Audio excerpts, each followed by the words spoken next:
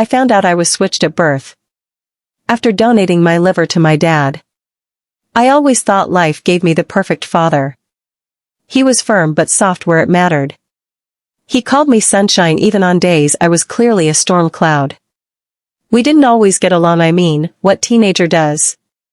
But deep down, he was my anchor. My constant. It started with fatigue. He blamed it on stress from work, skipped meals, and restless nights. Then the whites of his eyes turned yellow, and I knew something was wrong. He brushed it off with his usual "I'm fine," but Mom wasn't having it. Neither was I. We dragged him to the hospital. I'll never forget how pale she looked when the doctor walked in with the results. "Mr. Thompson, your liver is failing. We'll need to act fast." The room went silent. Like the air got sucked out. Mom broke down first. I sat still, numb, like someone had poured concrete into my veins. Liver failure? My dad? The man who fixed the lawnmower last weekend, who still danced like a fool in the kitchen. The word transplant dropped like a stone. That was our only hope. The list for donors was long. Too long. That night, I couldn't sleep. I sat by his hospital bed watching the steady beeping of the monitors. His skin looked thinner somehow, his smile weaker. But he still whispered, "Don't worry, sunshine. I'll beat this."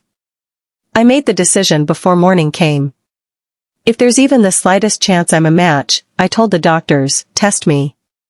Mom protested. Said I was too young, said it was dangerous, said we'd find someone else. But she knew. I knew. Time wasn't on our side. We were running out of it. I went in for the tests, my heart thudding the whole time. I prayed harder than I'd ever prayed for one thing. Let me be a match.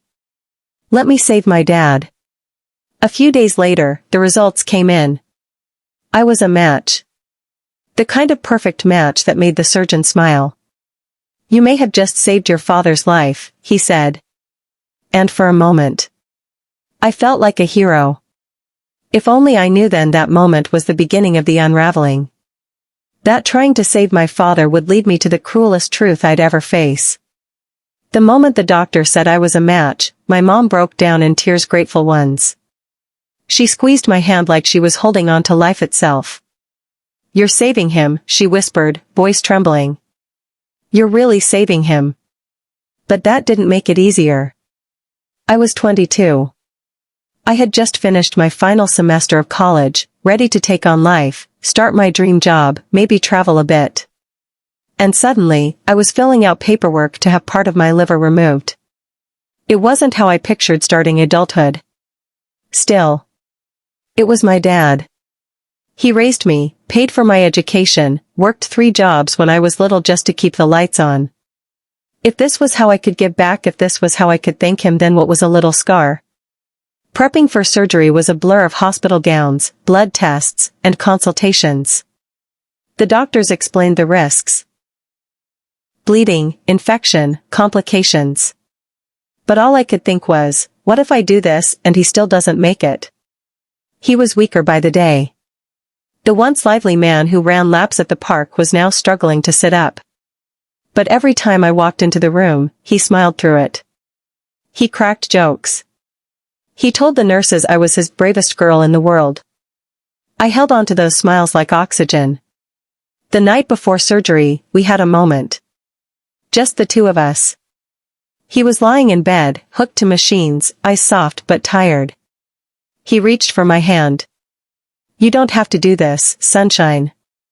I smiled back, blinking tears. "But I want to." He looked at me long, as if memorizing every detail of my face. "I don't deserve you," he said. "But I thank God for you." That was the last real conversation we had. The next morning, we were both wheeled into operating rooms, 2 people, 1 hope.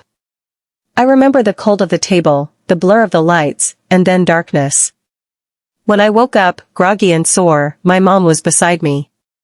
Her eyes were red, and for a second I thought they were tears of relief. But then she whispered something I'll never forget. "He didn't make it." At first, I thought I was dreaming. I must have misheard. I was drugged. Confused. But then I saw her shoulders shake as she sobbed into her hands. He was gone. The transplant had gone well. My part had gone well. But his heart gave out unexpectedly during recovery. They tried everything but nothing worked. I gave him a part of me. And still, I lost him. Lying there with stitches across my abdomen, pain surging through every inch of my body, I felt hollow. Not just from the surgery but from the loss. I thought that was the worst part. I had no idea what was coming next. They said the transplant itself was a success. That I came through like a champion. That my liver segment was healthy, viable, and transplanted perfectly. And yet, he died. He died after I gave him a second chance. The guilt was suffocating. I remember staring at the ceiling in that sterile white hospital room, my mouth dry, throat sore from the breathing tube, the incision on my abdomen burning like fire, and all I could think was, what was the point? Everyone came by: doctors, nurses, extended family, friends. They said things like, "You're a hero. You gave him a fighting chance. He would be so proud of you." I didn't want to be a hero. I just wanted my dad back. My mom stayed with me the entire time. She tried to be strong, wiping my face, feeding me soup, talking about funeral arrangements like it wouldn't break her. But I could see the cracks. Every time she thought I was asleep, she'd curl up in the chair and sob into his old hoodie. They held the funeral 5 days later. I wasn't discharged yet, so they brought a live stream to my hospital room. I watched it alone. My mom didn't want me to see her fall apart on screen. Seeing his casket lowered into the ground felt like a second surgery, this time on my heart. The man I gave a piece of myself to was gone. But that wasn't the strangest part. A week later, I came in for a post-op evaluation with one of the surgeons. Dr. Ross.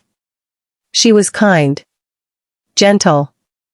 Said my healing was going well, and I should be proud. Then she paused mid-sentence, frowning at something on her tablet. "That's odd," she murmured. "What is?" She looked up too quickly, smiled too hard. "Oh, nothing. Just a typo, probably." But I knew that look. It was the same look my dad had when I caught him sneaking cookies before dinner. Guilty. Nervous. "What did it say?" I pressed. She hesitated. "It's nothing, really. Something about blood types not matching. But these reports can get mixed during the chaos of surgery. Don't worry about it." But I did worry. Because I remembered I'd always been O negative. Rare, universal donor. My dad used to joke that I was a superhero because of it. But he was AB positive. It didn't make sense. It shouldn't have made sense. I thought maybe they got it wrong. Maybe he was a different blood type than I remembered. Maybe grief was playing tricks on me. But something inside me shifted that day. And for the first time since the surgery, I felt something other than pain. I felt suspicion. I couldn't shake it. That little note about the blood types. It kept looping in my mind like a broken record. O negative can donate to anyone. But AB positive? They can't receive from just anyone. So how was I a perfect match?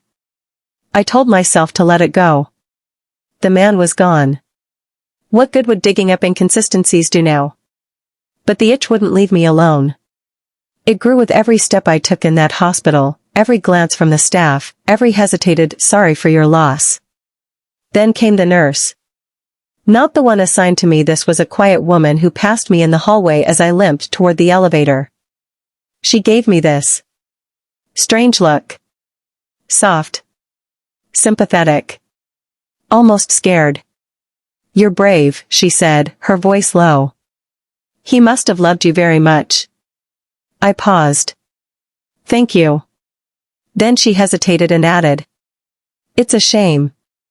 They found out too late." I froze. Found what out too late. She looked like she'd said too much. Eyes wide, she quickly muttered, "Nothing," and walked away. That's when I knew. Something was wrong. I dug through my hospital bag that night, searching for the folder of my test results and surgery documents. I flipped through pages, lab reports, consent forms, cross-match results. Then I saw it. Donor compatibility, living donor, partial liver transplant.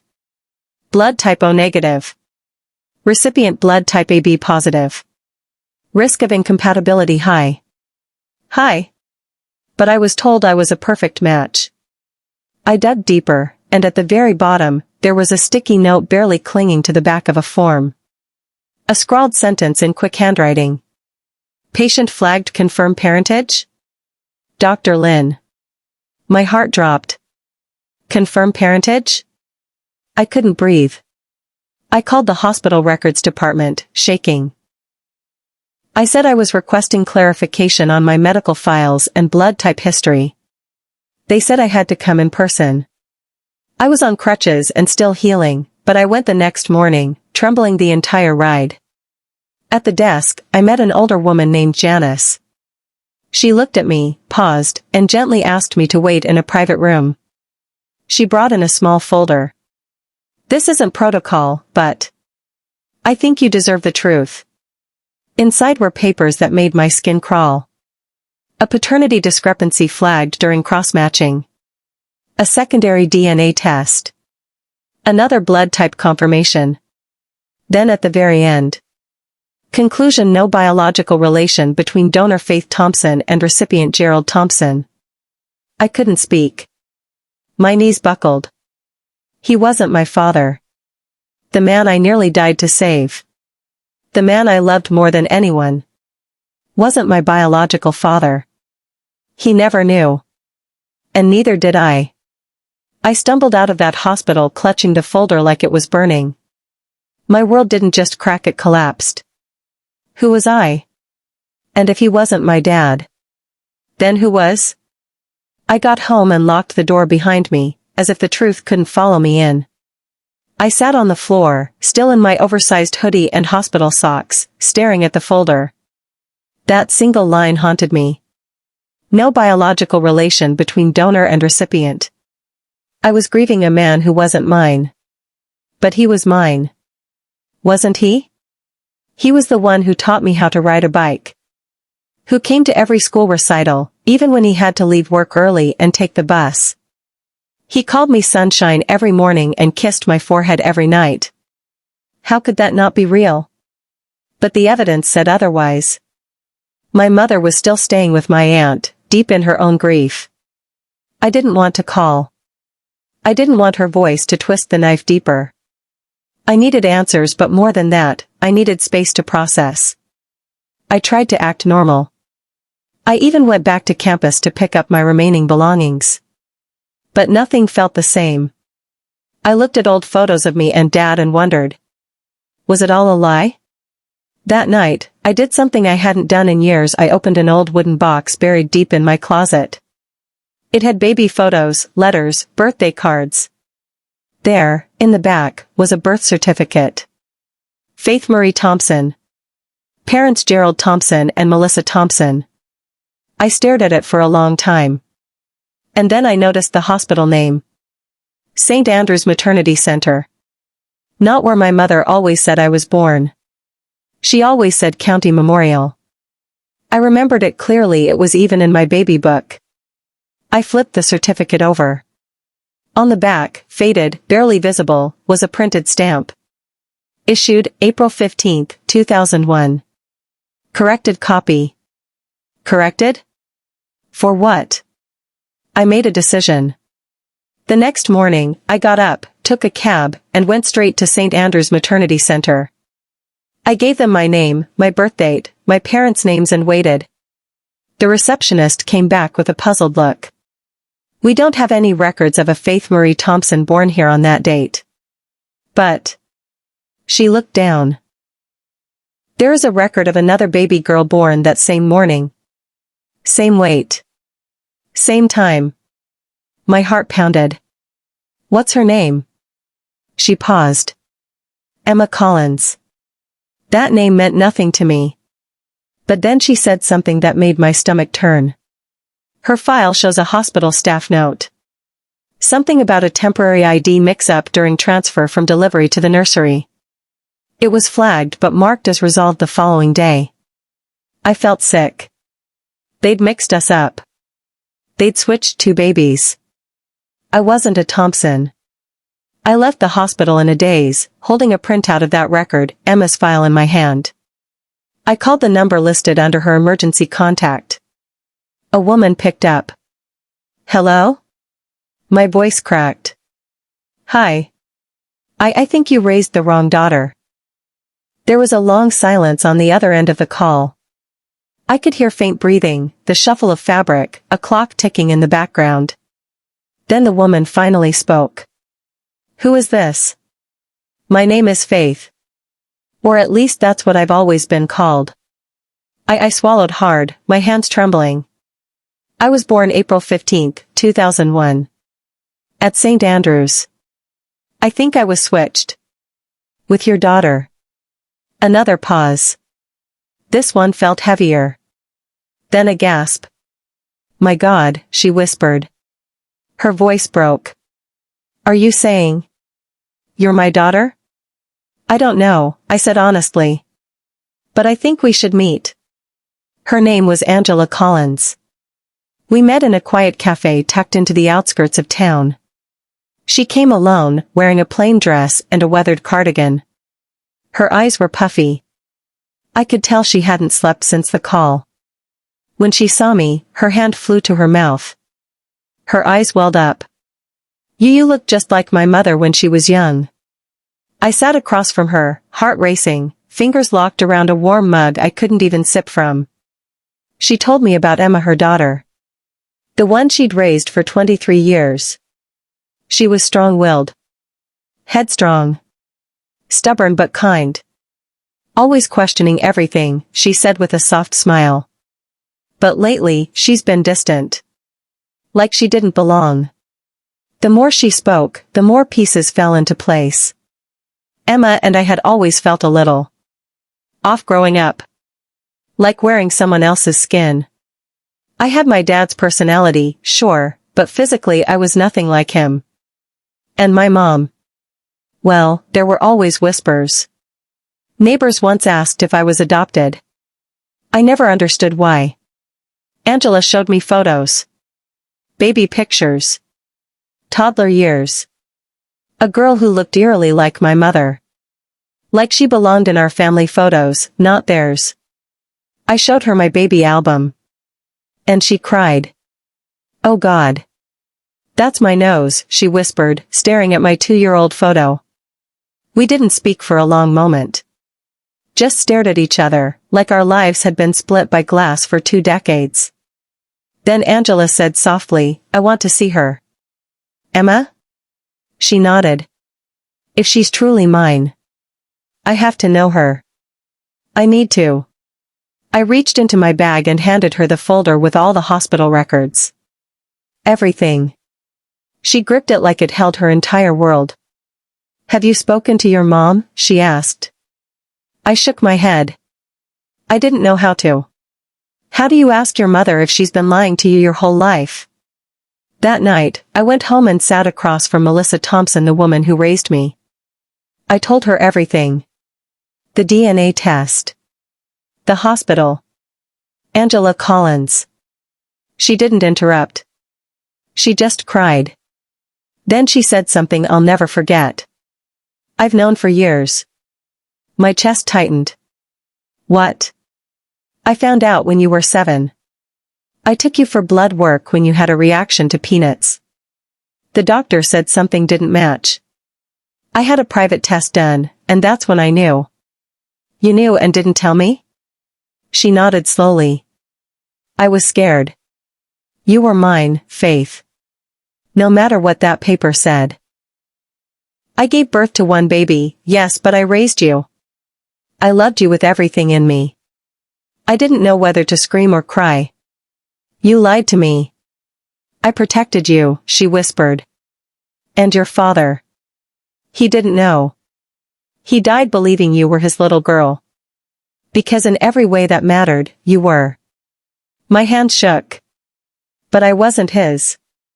Not by blood. She reached over, placed her hand over mine. That never mattered to him. Or to me. I pulled my hand away. Because no matter how much she loved me, the truth had still been buried. And now, it was clawing its way to the surface, tearing everything apart. The meeting was set for the following week. Angela had insisted. She wanted Emma to meet me really before any decisions were made. I understood. I knew the moment I walked into that room, everything would change. When I arrived at Angela's house, she was sitting on the porch, pacing. The door was cracked open. It was almost like the house itself was holding its breath, waiting for the collision of two lives that had been kept apart for so long. Angela saw me and smiled weakly. She's inside. I could hear the soft murmur of voices behind the door. Then, it opened. Emma. She was taller than I'd expected, with striking features, dark brown eyes that seemed too familiar to be a coincidence, thick hair falling in waves around her face. But it wasn't just her looks, it was the energy she exuded. This quiet strength, almost a defiance in her posture. She looked at me, and I felt time freeze. Everything I'd been holding on to for weeks felt like it was suspended in that single, unbearable moment. It was her face, but it was also mine. The same jawline. The same slight curve in the lips. The same eyes, a mirror reflecting the confusion I saw in her own. We didn't speak. Neither of us moved. Angela, her voice barely above a whisper, said, "Emma, this is Faith." Emma didn't reply. She simply stared at me, her eyes searching, probing like she was looking for the truth buried in my face. Finally, she spoke, her voice tight with something I couldn't read. "You're the one." I nodded. "I guess so."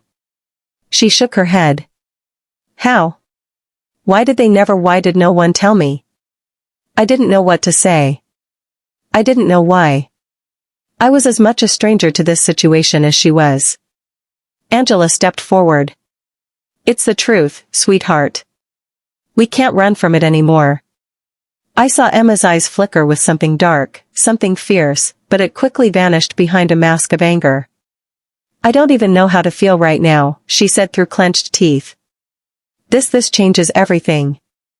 Everything I thought I knew about myself is gone." I took a step forward, lowering my voice.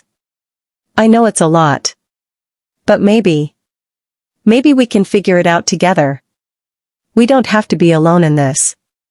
Emma looked at me for a long moment. I could see the walls in her eyes, but behind those walls, I knew she was just as scared as I was. Her whole world, too, was unraveling. Her gaze softened. Just for a split second. I don't even know where to start. I smiled slightly, despite the sting in my chest. "Neither do I. But we'll start somewhere. Together." That night, after Emma and I exchanged our first hesitant words, we stayed up late, talking about everything we could think of, our favorite foods, our childhood memories, the things that made us who we were. But there were still pieces missing. So many pieces. And we both knew we couldn't fill them in all at once. Angela made us both dinner spaghetti, Emma's favorite. It was an awkward kind of peace, the kind that comes when everything's broken, and you're still trying to stitch the pieces back together. Emma stayed with her mom that night, but I couldn't sleep. I kept tossing and turning, feeling this deep ache in my chest. I wanted to be angry. I wanted to scream. But I couldn't.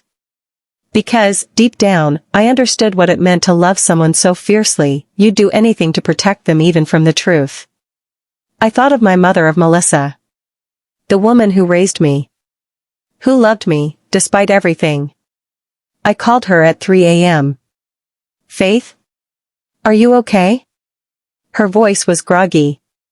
"No," I whispered, "I'm not. I need to know everything. I need the truth." The room was eerily quiet as I stood before Melissa. She hadn't answered my calls or texts, but I couldn't wait any longer. I needed answers, and I needed them now. The truth had already shattered everything, but somehow, I knew this conversation would be the hardest one of all. I found her at her house, sitting on the couch, as though nothing had changed. She didn't look surprised when I walked in, but her eyes were filled with something I couldn't quite place. Guilt? Shame? I didn't know. All I knew was that she had known the truth for years. Faith, she said softly, looking up at me. I knew you'd come. Why? I asked, my voice trembling with rage and disbelief. Why didn't you tell me? She sighed deeply, as though bracing for the storm that had been years in the making. I didn't want to hurt you, baby. I thought I was doing the right thing, keeping you with me. When you were 7. When you were 7, I found out the truth. But by then, you were already my daughter. I couldn't let you go. I stared at her, my mind reeling.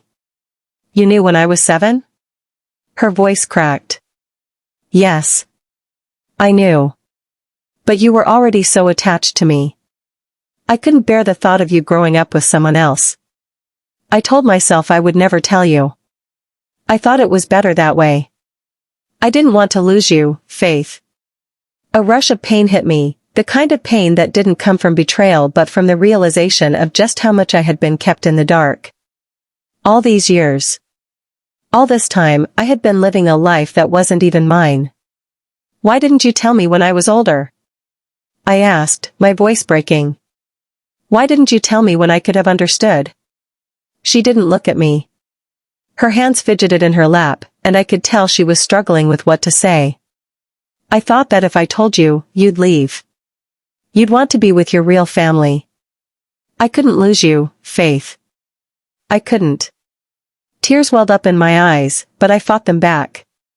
You already lost me, Melissa. You've already lost me. Not because I'm going to leave, but because I don't even know who I am anymore. How could you do this? How could you live with this secret for all these years? I was scared, she said, her voice trembling. I was scared of losing you. I was scared you'd think I wasn't your mother anymore. But I always saw you as mine, Faith. I always have. A knot formed in my throat, a mixture of confusion, heartbreak, and anger. You raised me. You gave me everything I needed. But you stole my life. You didn't give me the chance to know my real family, to know my real identity. And now, everything I thought was real is gone. She stood up slowly, walking towards me, but I couldn't bring myself to meet her eyes. She reached out, her hand hovering between us before falling to her side. I don't expect you to forgive me, she whispered, but I need you to know that I love you. I've always loved you, Faith. My heart was pounding in my chest, and for the first time in my life, I didn't know how to feel about her. I didn't know what to say. I don't know what to do now, I said quietly, my voice almost a whisper. I don't know who I am anymore. For a moment, there was no answer. I thought she might say something more, but she didn't. She simply stood there, looking at me with eyes that said everything and nothing at once. I turned away, my mind too full to think clearly, my heart too broken to process. The truth had been set free, but it wasn't the relief I had expected. Instead, it felt like a new kind of prison, one where nothing would ever be the same again. I walked out of the house, my heart heavy with the weight of everything that had happened. The world outside felt the same, but I felt different. I wasn't the girl I used to be. I wasn't the girl who had been raised by Melissa. I was something new, a person forged from secrets, pain, and betrayal. And now, I had to figure out who that person was. This ends the story, with the emotional resolution of Faith confronting Melissa and coming to terms with the truth.